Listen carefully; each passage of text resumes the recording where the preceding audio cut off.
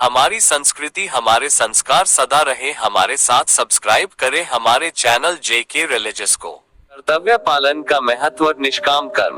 भगवद गीता में श्री कृष्ण का सबसे महत्वपूर्ण संदेश है कि हर व्यक्ति को अपना कर्तव्य निभाना चाहिए, चाहे परिणाम कुछ भी हो।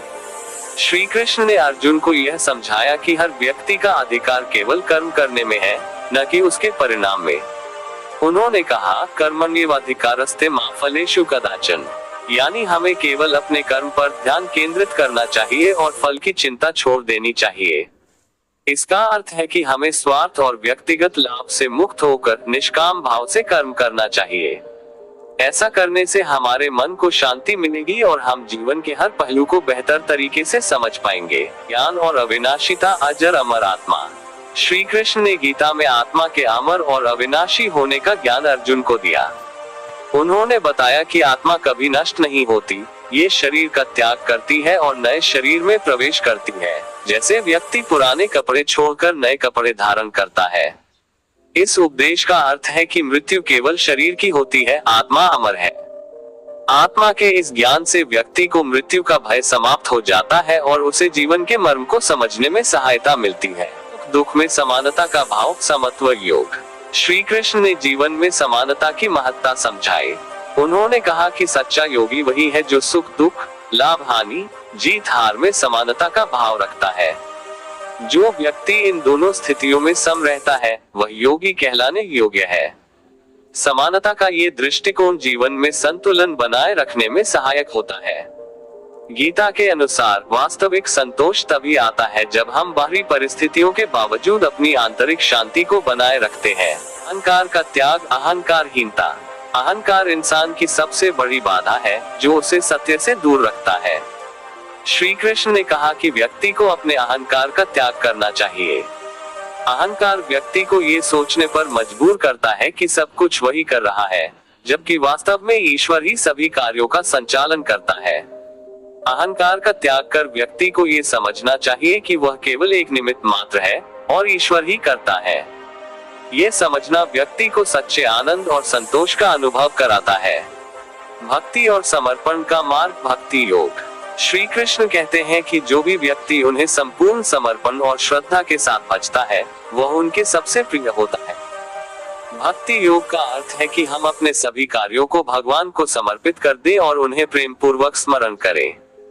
गीता के अनुसार भक्ति योग के माध्यम से व्यक्ति भगवान के प्रति सच्चा समर्पण व्यक्त करता है और उसके जीवन में शांति और आनंद प्राप्त होता है। श्री कृष्ण ये भी कहते हैं कि भगवान हर उस व्यक्ति के साथ रहते हैं जो उन्हें पूरी निष्ठा और भक्ति से भजता है। योग और ध्यान का महत्व। योग साधना। श्री कृष्ण ने गीता में योग और ध्यान को मन की स्थिरता और आत्मिक शांति का महत्वपूर्ण साधन बताया। योग के माध्यम से व्यक्ति अपने मन, शरीर और आत्मा को संतुलित कर सकता है। ध्यान के द्वारा व्यक्ति अपने मन को नियंत्रित कर सकता है और आत्मज्ञान प्राप्त कर सकता है। गीता के अनुसार ध्यान और योग के अभ्यास से व्यक्ति अपने जीवन में संतुलन बना सकता है और आत्मा का परमात्मा से मिलन संभव है। यह मार्ग मन को शुद्ध करता है और व्यक्ति को उच्च आध्यात्मिक स्तर तक ले जाता है। प्रकृति के 3 गुण। सत्व, रजस और तमस का ज्ञान। श्री कृष्ण ने बताया कि सृष्टि में हर चीज सत्व, रजस और तमस नामक 3 गुणों से बनी है। सत्व ज्ञान और संतुलन का गुण है, रजस कर्म और ऊर्जा का गुण है, जबकि तमस आलस्य और अज्ञान का प्रतीक है।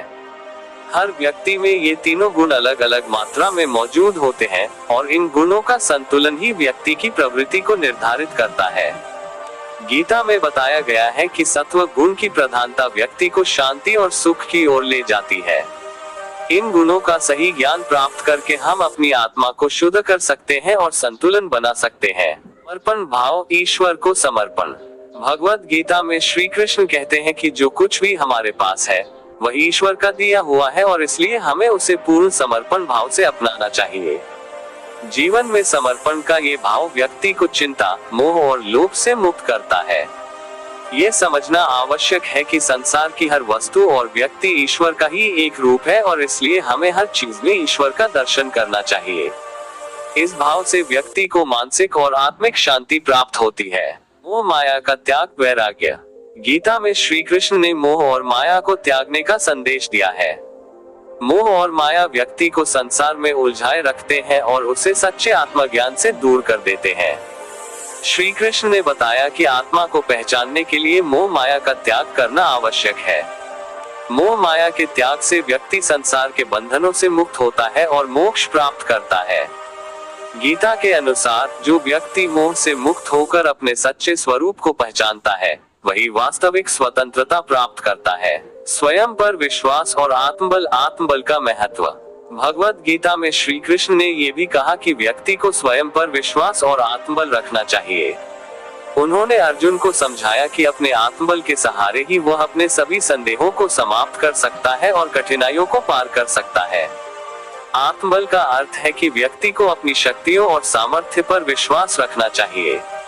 गीता के इस उपदेश से हमें ये सीख मिलती है कि जब तक हम अपने ऊपर विश्वास रखेंगे, तब तक हम किसी भी समस्या का सामना कर सकते हैं।